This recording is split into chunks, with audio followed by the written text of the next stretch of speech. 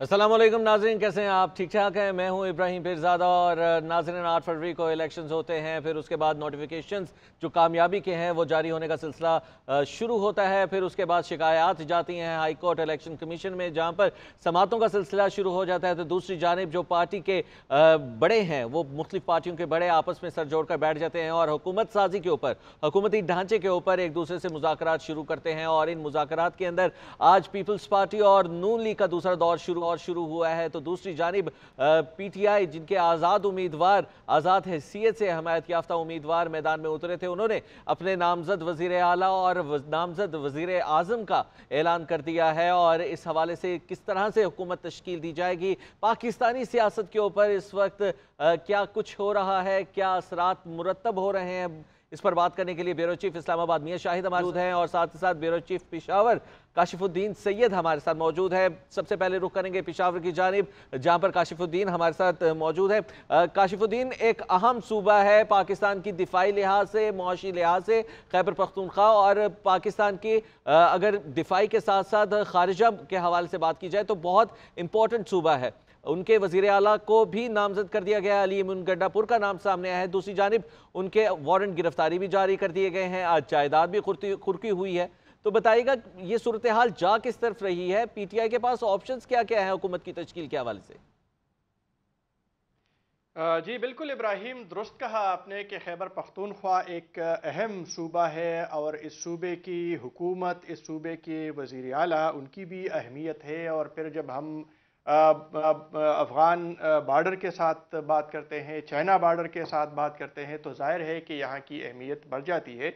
और ऐसे हालात में इस वक्त सूबे में एक गैर यकीनी की सूरत हाल है, क्योंकि जो नामज़द वज़ीर आला है उनके आज आज़ाद कश्मीर से वारंट गिरफ्तारी जारी हुए और वो वारंट गिरफ्तारी डिप्टी कमिश्नर डेरा इस्माइल खान को मौसूल भी हो चुके हैं।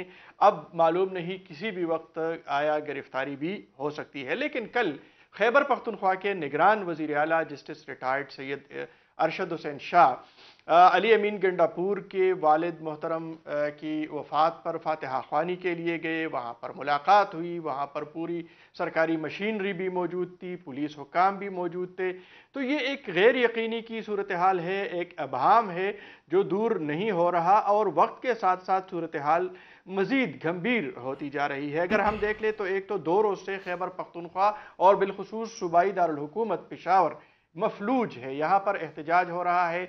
जीटी रोड गुज़श्ता रात गए तक, बल्कि सुबह तक बंद रहा, मोटरवे बंद रहा, पीटीआई के कारकुन निकले हुए हैं। आज उन्होंने 3 मकामात पर धरने दिए, प्रोटेस्ट किया, प्रेस कॉन्फ्रेंसिस की, और इस वक्त भी वो प्रोटेस्ट पर है और सड़कों पर मौजूद है। इसके साथ साथ एक और बात वो ये है कि अवामी नेशनल पार्टी ने भी 20 फरवरी के बाद मुल्कगीर सूबागीर एहतजाज का ऐलान कर दिया है। और साथ साथ JUI के कायद ने जो कल तेवर दिखाए हैं वो भी ख़तरनाक दिखाई दे रहे हैं। तो ये सूरत हाल खैबर पख्तूनख्वा के हवाले से, यहाँ की हुकूमत साजी के हवाले से अभी तक वाज़ेह नहीं है। और अली अमीन गंडापुर के अलावा और भी कई रहनुमा हैं जिनके खिलाफ मुकदमात दर्ज हैं और उनके हवाले से भी सूरत हाल वाज़ेह नहीं है।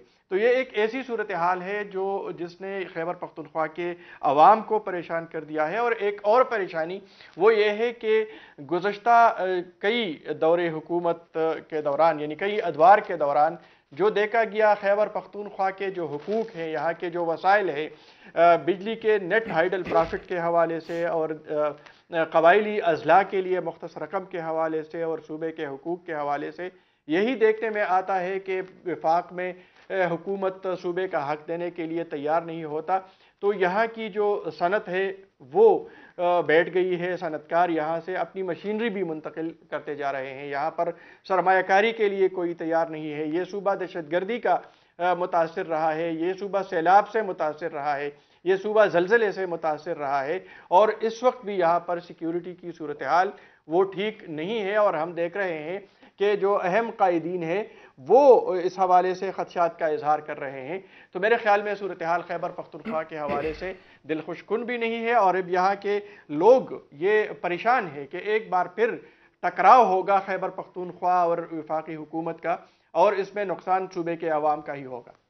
ठीक, बहुत शुक्रिया। अब हमारे साथ मियां शाहिद भी मौजूद है, ब्यूरो चीफ इस्लामाबाद। मियां शाहिद, इस वक्त विफाक के अंदर क्या हो रहा है? हम देख रहे हैं आज दूसरा दौर शुरू हुआ है पीपल्स पार्टी और मुस्लिम लीग नून के दरमियान। आज ओहदों के हवाले से बातचीत होनी है, जो वजारतें हैं उसके हवाले से लाहे अमल तश्कील दिया जाना है। एक जानिब पीपल्स पार्टी जो ख्वाहिश रखती थी PTI से मुज़ाकरात के हवाले से, उनके साथ कमेटी भी बनाई गई जरदारी साहब के कहने पर, लेकिन आज साफ दोबारा इनकार कर दिया गया है। इब्राहिम, जो मौजूदा हालात हैं इसके दो तीन पहलू हैं। एक तो ये है कि हुकूमत साजी तो हो रही है और जोड़ तोड़ भी हो रहा है और मुज़ाकरात भी हो रहे हैं। आज भी एक मुज़ाकरात का दौर जो है वो जारी है, लेकिन ये होगा कैसे? क्योंकि वफाक में अगर आप देखें तो इलेक्शन कमीशन और Islamabad high court, Lahore high court, मैंने आज तक जितने भी इलेक्शन देखे हैं मैंने इतनी दरख्वास्तें आती हुई नहीं देखी इलेक्शन के बाद कि हर पार्टी जो है वो दरख्वास्तें दे रही है कि फ़लाँ का नोटिफिकेशन रोका जाए, फ़लाँ का नोटिफिकेशन जो है वो गलत है, फ़लाँ ने धांधली कर दी है, और पूरे का पूरा सिस्टम और पूरा प्रोसेस जो है वो डिस्टर्ब हो चुका है। यहाँ पर आज देखें कि कुछ नोटिफिकेशन वापस भी हुए और इतनी दर्जनों दरख्वास्तें रोज़ाना तौर पर जो है वो दायर होती हैं।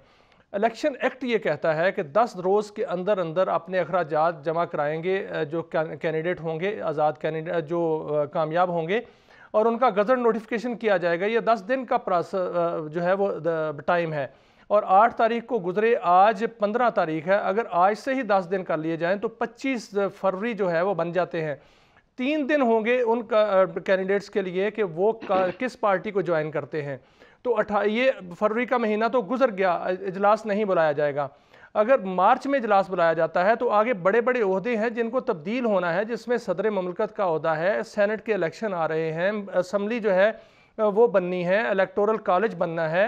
वो नहीं बनेगा तो आगे अगला प्रोसेस जो है वो भी डिले होता जाएगा। और उसका नुकसान, सबसे बड़ा नुकसान ये है कि इस वक्त जो भी हुकूमत बनेगी, अब पता नहीं किसकी हुकूमत बनती है, क्योंकि अभी तो जो मुस्लिम लीग नून और पीपल्स पार्टी आपस में मिले हुए हैं और जो MQM है वो उनकी इत्तेहादी है। अगर यही भी हुकूमत बन जाती है तो एक पहाड़ है मसाइल का। देखें, सबसे बड़े जो मसाइल हैं वो इस हुकूमत को जो सामने आएंगे और फौरी तौर पे आएंगे। आज जो कीमतें बढ़नी है पेट्रोलियम मसनूआत की, जो गैस की कीमतें बढ़ चुकी हैं, जो कल बिजली की कीमतों पे जो